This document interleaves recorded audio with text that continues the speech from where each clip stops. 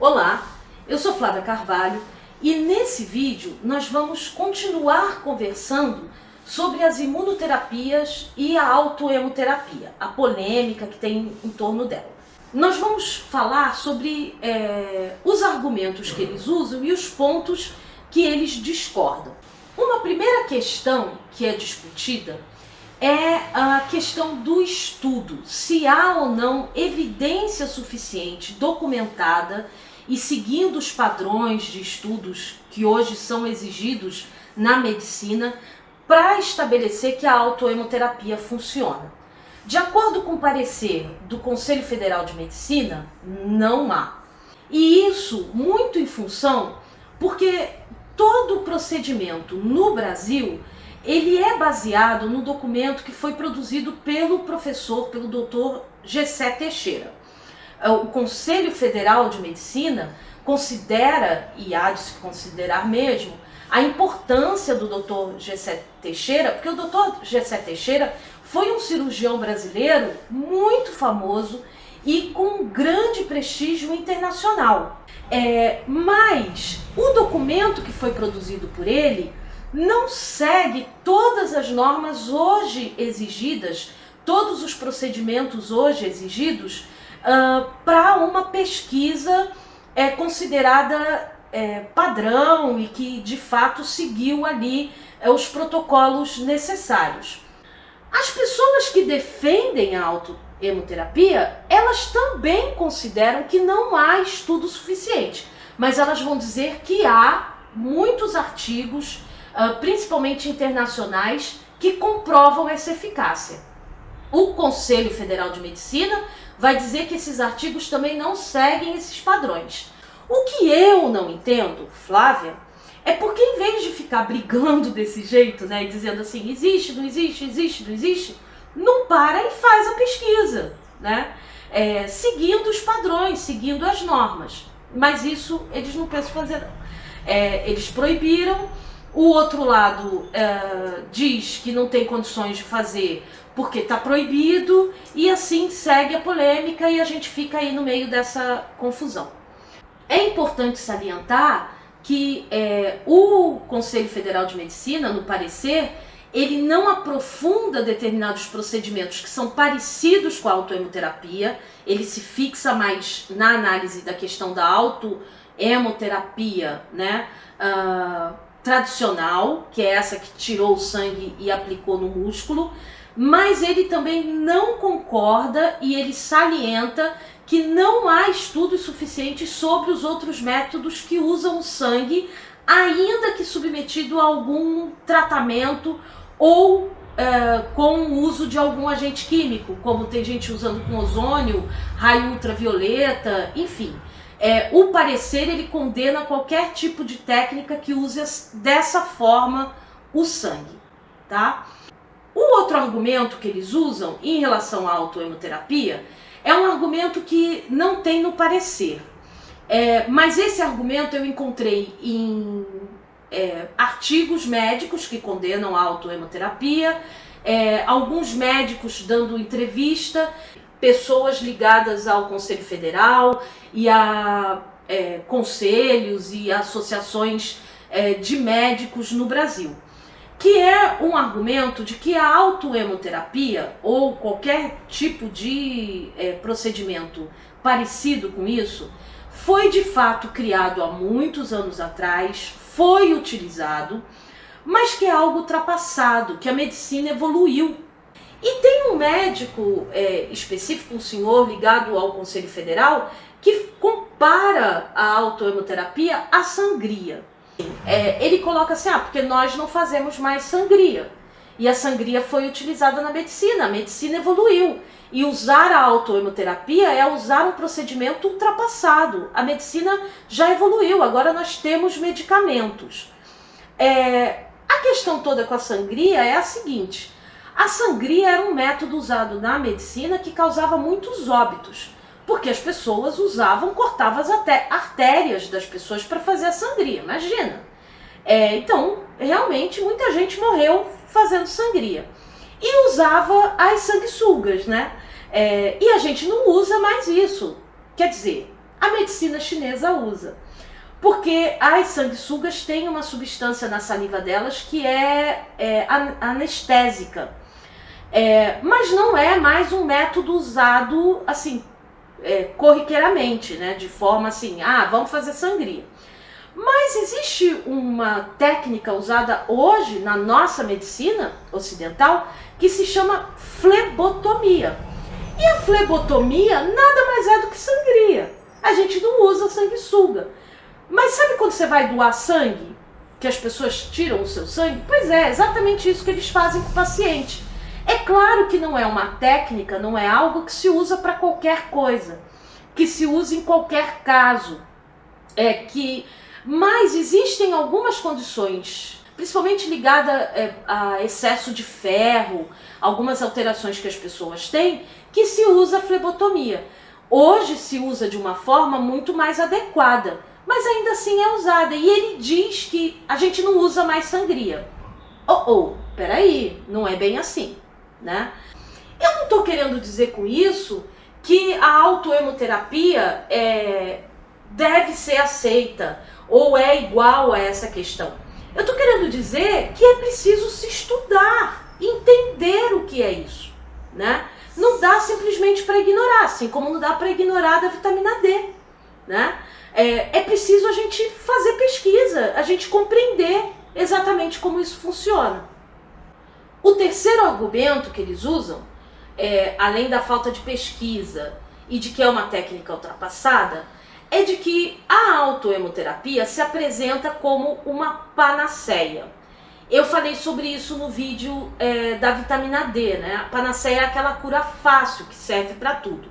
As pessoas que defendem a autohemoterapia vão dizer que de fato, e as imunoterapias, né, de outra forma, que usam o sangue, vão dizer que de fato serve para muita coisa. Porque afinal de contas você está estimulando o sistema imunológico, e se você está estimulando o sistema imunológico vai te defender contra muitas coisas, né? Contra tudo, teoricamente. O pessoal que é contra vai dizer que você está vendendo uma cura fácil, que serve para tudo, que não tem como servir para tudo e que é um risco porque você está tirando o medicamento das pessoas. E aí a gente tem uma questão muito séria. Ninguém que defende a autohemoterapia, eu não encontrei, argumenta que as pessoas devem deixar de tomar as medicações ou devem deixar de fazer os tratamentos tradicionais da sua doença. O que eles dizem é que você fortalece o sistema imunológico para então favorecer a resposta do organismo a esses tratamentos. Por um outro lado, o pessoal que é contra vai usar argumentos de que isso é uma panaceia e que as pessoas estão vivendo essas melhoras, esses depoimentos, esse monte de caso que tem de melhora, estão vivendo o efeito placebo. Sobre o efeito placebo e sobre os depoimentos, eu quero falar duas coisas. Primeiro, que o Dr. Luiz Moura, no DVD dele, ele fala da questão do uso na medicina veterinária. E ele cita uma doença que as vacas têm, que são umas verrugas, que incomodam muitas vacas, e que é utilizado. Aí eu fui pesquisar, né? E, gente, é muito usado na medicina veterinária, a autohemoterapia, a tradicional. É muito utilizada principalmente em áreas rurais, muito. Não só para esse problema que o Dr. Luiz Moura citou. Inclusive, de cachorros que têm problemas de pele, né, autoimune, e que começam a fazer a autohemoterapia e melhoram muito, muito mesmo. E por mais assim, eu gosto muito de animais, tá? Eu tenho cachorro, eu tenho gato, e eu penso, você pode discordar, que eles são extremamente inteligentes, eles têm inteligência, né? E que eles sentem. A gente costuma transferir para os animais os nossos sentimentos. Mas a gente não sabe exatamente como eles sentem. A gente sabe que eles sentem, né? E eles expressam isso de algumas formas. Agora, uma pessoa me convencer que uma vaca é capaz de elaborar um processo psicológico como o efeito placebo, sabe? A vaca elaborar que bom, tá injetando o meu próprio sangue em mim e isso vai fazer com que essas verruguinhas caiam e parem de me incomodar. Dizer que ela faz essa elaboração psicológica é um pouco demais para mim. Talvez você ache que é possível. O cachorro viver esse processo e melhorar do problema de pele dele porque o dono dele está submetendo ele à autoemoterapia e ele está convencido que a autoemoterapia vai ajudá-lo com problema de pele? Essa questão do efeito placebo fica complicada por causa da reação nos animais, da técnica nos animais, que para mim é muito difícil me convencer que eles têm efeito placebo, né? E aí a gente vai falar do último argumento de quem é contra, que tem a ver com a questão autoimune, né? Vou contar o caso para vocês. Um posto de saúde em Pernambuco, na cidade de Olinda, começou a tratar um grupo de pessoas com psoríase com a autoemoterapia. Essas pessoas tiveram uma melhora impressionante. Com a proibição, eles tiveram que parar de tratar essas pessoas. O secretário de saúde, à época, isso já tem alguns anos, ele era médico, e ele pediu uma autorização para ele continuar tratando algumas pessoas desse grupo. Então ele se expôs e ele, médico, ele falou, não, eu vou aplicar, me autorizem para eu aplicar. E dessas pessoas que ele continuou fazendo, quase que praticamente a totalidade delas, era um grupo pequeno, por isso que não é considerado uma evidência clínica, assim, científica, né? Tiveram melhora. E a quarta questão, e última, como eu falei, tem a ver com isso porque é uma doença autoimune. E no parecer, o Conselho Federal de Medicina questiona isso, assim. Como é que pode uma pessoa com doença autoimune, que é o nosso caso, quem tem miastenia, a gente toma medicação para enfraquecer o nosso sistema imunológico? Como é que uma técnica que fortalece o sistema imunológico pode fazer bem para quem tem doença autoimune? O Conselho Federal não sabe responder e as pessoas que defendem a autoemoterapia ou as imunoterapias também não sabem responder e eu também não sei responder como é que pode. Ninguém sabe. Mas a psoríase é autoimune e essas pessoas melhoraram. Diante disso, eu fui buscar duas outras informações. A primeira, quem era o Dr. Luiz Moura? Quando eu fui ver a biografia dele, ele faleceu agora em junho de 2016. Eu acabei descobrindo que ele foi um médico muito ligado à saúde pública no Brasil. Ele foi vice-diretor de um hospital que é um grande hospital no Rio de Janeiro e foi um hospital de grande importância no passado, que é o Hospital de Bom Sucesso. Ele foi diretor-presidente do INPS, que englobava o INAMPS na época, né? Ele também foi diretor da DIMED. A DIMED foi um departamento de fiscalização de saúde que depois deu origem à Anvisa. Ele foi diretor desse órgão, de um órgão fiscalizador. A Anvisa é a Agência Nacional de Vigilância Sanitária, né?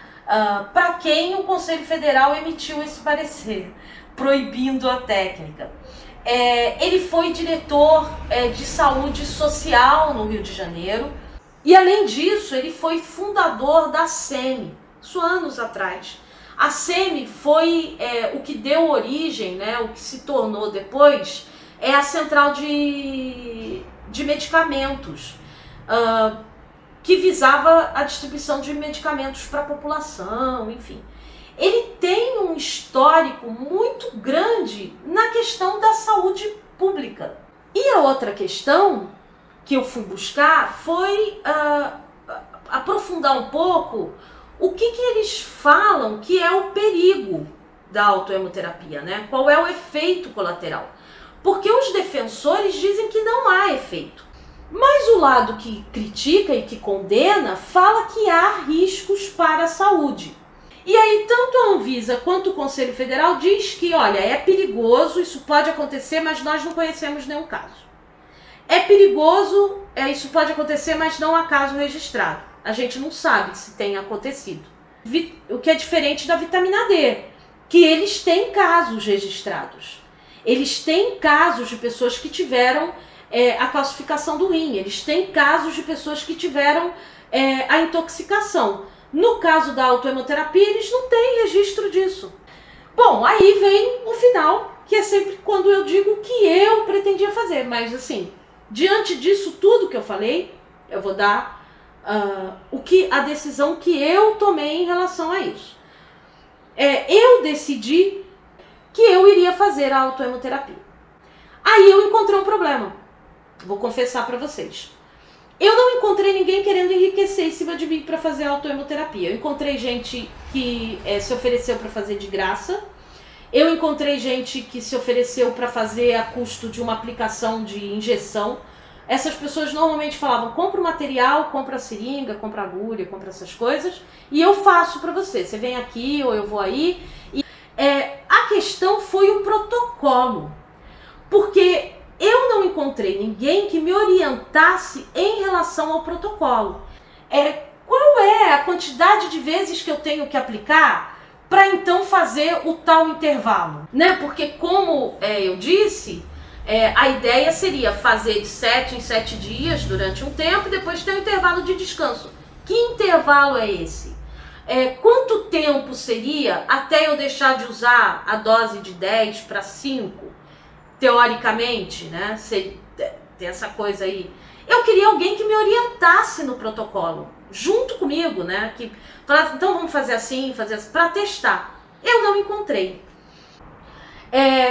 Vou deixar claro que eu sei e estou dizendo para vocês que essa é uma prática proibida para profissionais de saúde. Os profissionais de saúde que fazem esse tipo de coisa podem ser punidos se forem pegos realizando o procedimento.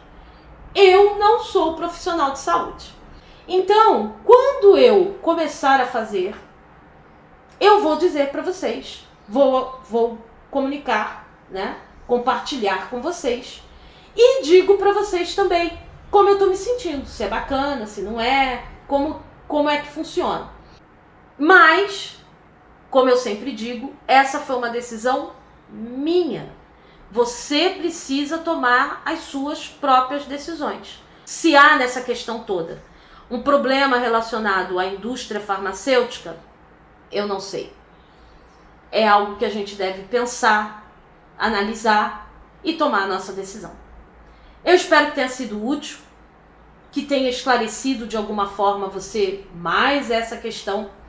E a gente volta na próxima semana falando das coisas que atrapalham e ajudam a vida do miastênico. A gente vai voltar a falar disso. E depois a gente vai aprofundar a questão da pesquisa que está sendo feita lá nos Estados Unidos para encontrar a cura para a miastenia. Um grande abraço, não deixa de se cuidar, fica bem. Obrigado por você ter assistido. Tchau!